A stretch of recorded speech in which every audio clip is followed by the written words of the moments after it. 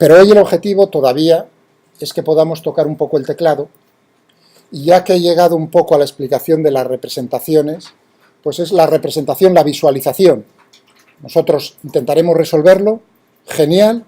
Detrás en el ordenador lo que hay es una cantidad gigantesca de números. Problema, ¿cómo interpretas tú esos números? ¿Cómo sacas conclusiones? Es decir, ¿cómo sacas conclusiones en un caso particular?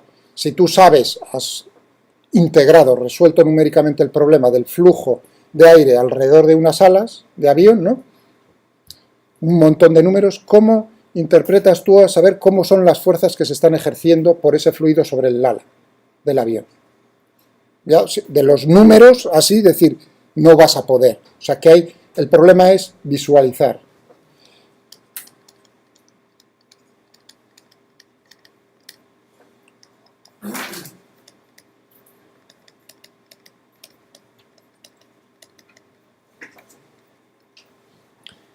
Del movimiento.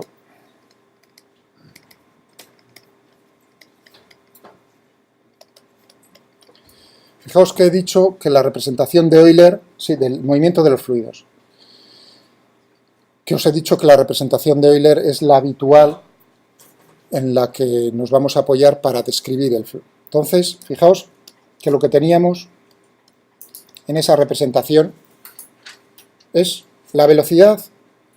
¿Cómo es la velocidad en cada posición del espacio en cada instante de tiempo? O también he sacado a colación otras magnitudes físicas. Esta es la velocidad, que es vectorial, pero también hemos hablado acerca de la temperatura.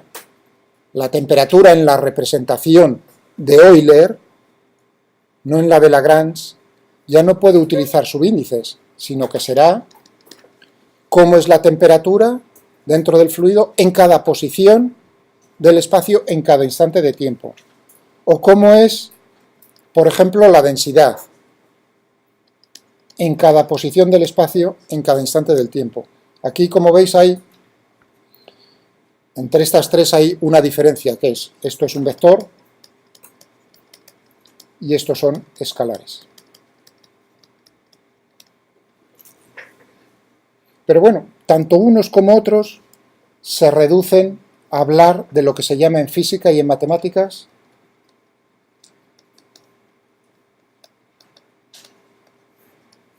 concepto de campo. El campo en electromagnetismo, los campos, ¿no? Campos electromagnéticos, el concepto de el campo gravitatorio, el concepto de, claro, el campo de velocidades. Es decir, que la teoría de campos en física y en matemáticas, digamos, se desarrolló por su utilidad en electromagnetismo y en mecánica de fluidos, masivamente. ¿Cuáles voy a dar? ¿Qué entiendo yo? Intentar daros la definición más fácil, creo yo, de lo que es un campo. Realmente es fácil. Un campo no es nada más que una función. Esa función lo que representa es una magnitud,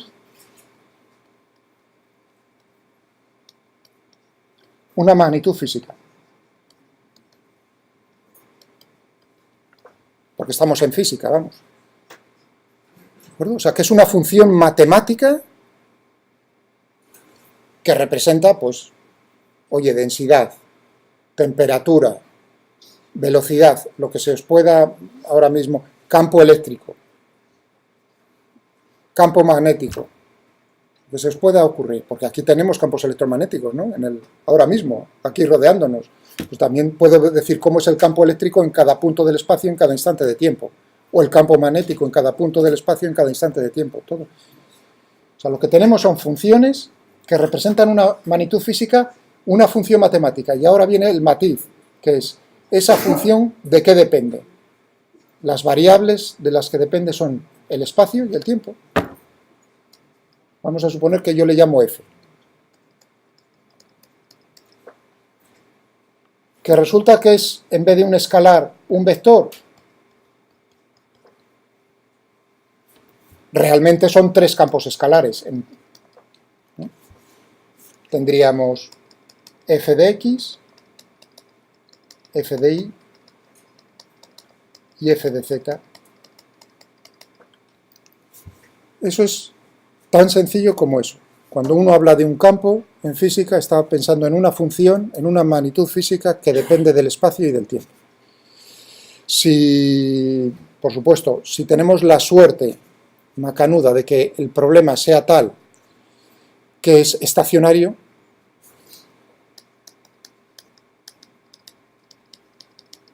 pues entonces significa que es independiente del tiempo, únicamente va a depender de la posición. Es decir, que si yo hago fotos en diferentes instantes, en el espacio tengo siempre la misma foto. Eso es lo que significa. Bueno, esto es si es estacionario. Si no es estacionario, no hay nada que rascar. Vale. Veremos, y habéis visto ya en matemáticas, cómo se definen operadores sobre campos. Por ejemplo, la divergencia, el rotacional, que si el gradiente, que si el laplaciano, otra vez Laplace, iba a decir, no otra vez, Laplace, laplaciano. Es decir, que veremos qué podemos hacer con esos, porque claro, nosotros a la vista de cómo es por ejemplo, el campo de velocidades, simplemente a la vista de cómo podamos representarlo, uno ya puede sacar conclusiones acerca de cómo rota y cómo diverge. Es decir, que esos operadores matemáticos, ¿no? O sea, lo que nos están diciendo es realmente qué es lo que está ocurriendo en el fluido. ¿Está girando? ¿No está girando? ¿Hay puntos en el espacio de los cuales converge o diverge? ¿Sí o no? Esos son los operadores matemáticos que veremos, os recordaré. Os los han enseñado y os los necesito y os los recordaré. Vale, pero ahora vamos a intentar lo más fácil. ¿Cómo podemos imaginaros la temperatura? ¿Vale? Claro, el problema es, ¿vamos a hacerlo estacionario? Genial, nos quitamos el tiempo. Pero hay una dificultad, que es tridimensional. Es decir, que lo más fácil es pensar ahora en un problema bidimensional. Es decir, que no sea 3D, por así decirlo, en cartesianas X y Z, sino que sea en 2D. Incluso podría hacerlo en 1D, solo en una... Hay problemas, de hecho serán los nuestros, que intentaremos problemas en fluidos que al final sean bidimensionales. A pesar de que el fluido sea en 3 dimensiones, el problema se transforma en un problema bidimensional. Es más fácil la representación que en 3 dimensiones. Bueno, todavía abrid el ordenador, 5 minutos. Vamos a definir un campo escalar bidimensional.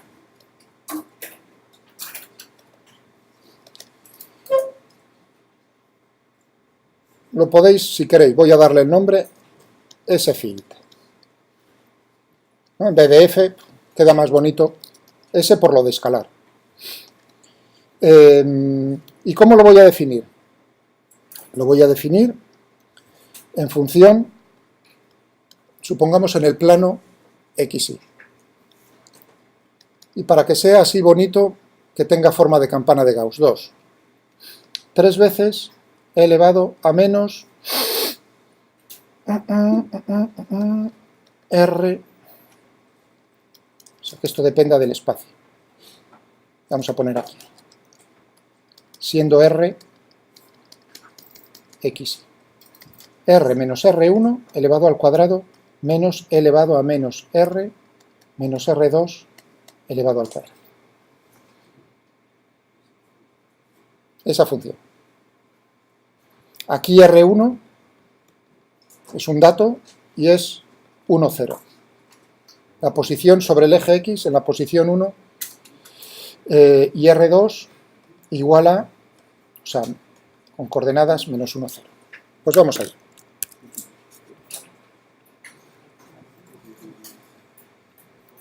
Primero definirlo.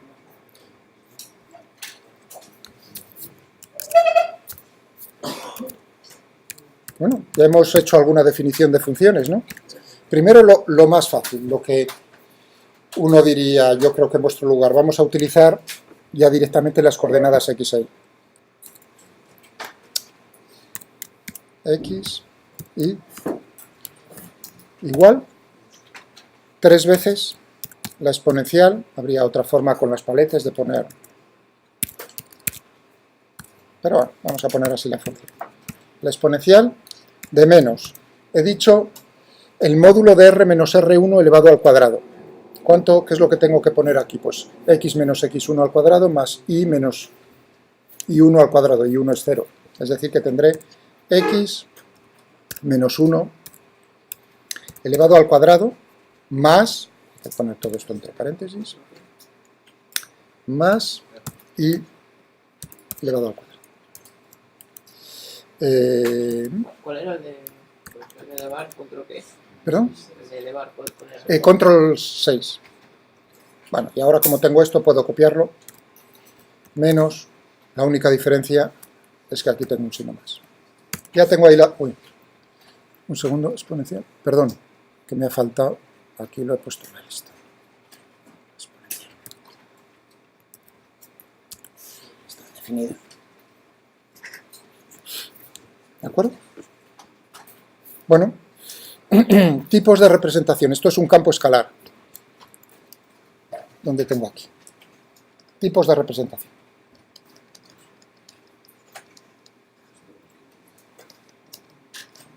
Tres. El orden da igual. Una. Líneas de contorno.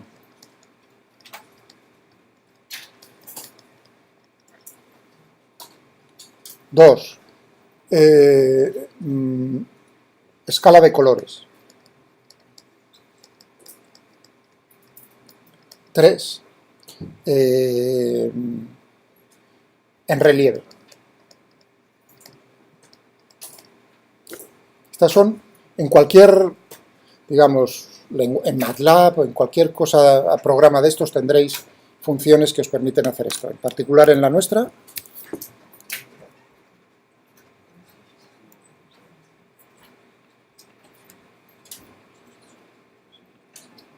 fijaos, visualización de funciones, porque he dicho que el campo es una función, ¿no? Vamos a ver cuáles son las líneas de contorno en este problema.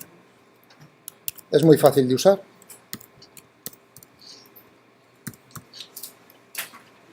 Es muy parecido al plot, lo único que aquí tenemos dos variables. Tendremos ese field de x, y, y decirle desde x, pues desde x, por ejemplo, menos 3 hasta 3, y desde y,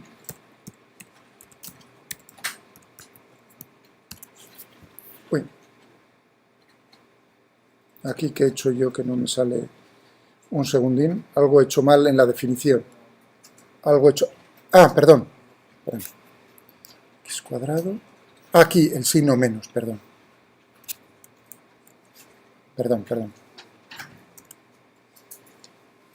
definición yendo deprisa, copiando y pegando. Bueno, ahí tenemos nuestra representación. ¿Qué significan las líneas de contorno? Os dejaré este archivo más elaborado, con más opciones para ver. Echadle un vistazo a las opciones, son muy bonitas, cómo puede uno cambiar. Si vais con el ratón os está indicando cuál es el valor de cada línea de contorno. Eso significa que todos los puntos sobre una línea de contorno tienen el mismo valor del campo escalar. De esa manera construye uno las líneas de contorno. Esto es 0,2, 0,4, 0,6, 0,8. Bien sencillo, ¿no? Es decir, que a la vista de esto, yo ya me hago una idea acerca de cómo es el campo escalar con el cual me estoy enfrentando. Una segunda opción sería por código de colores. Código de colores sería con esta función. Como es casi el mismo problema, es lo mismo. Lo único que cambio es, ahí tengo, si le pongo porque aquí, sin escala, los colores por sí mismos no me dan información numérica.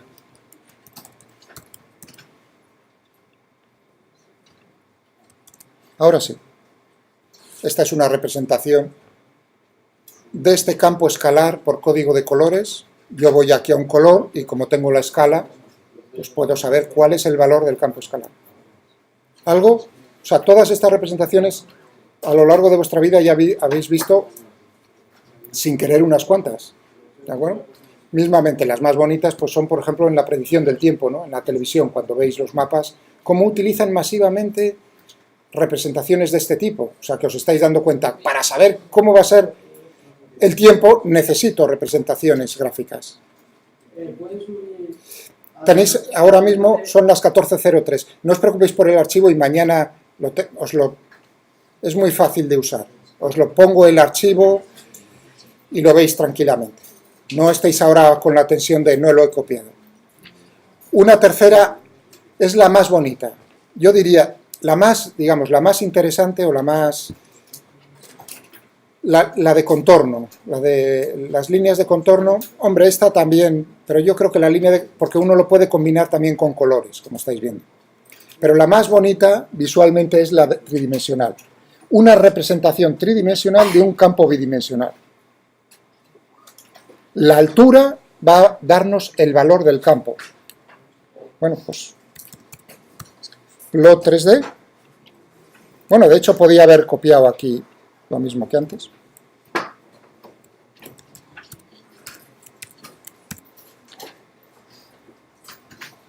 Y ahí tendríamos, voy a ponerle que aparezca todo.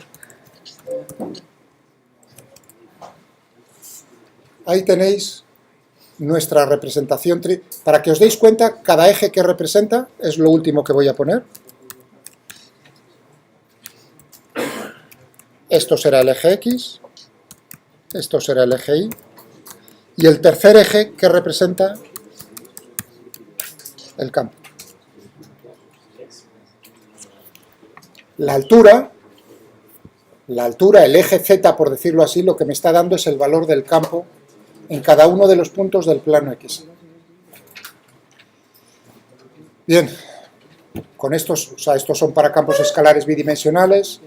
Tendremos el problema cuando es tridimensional y tendremos el problema cuando son campos vectoriales, bidimensionales o tridimensionales. Ahí continuaremos.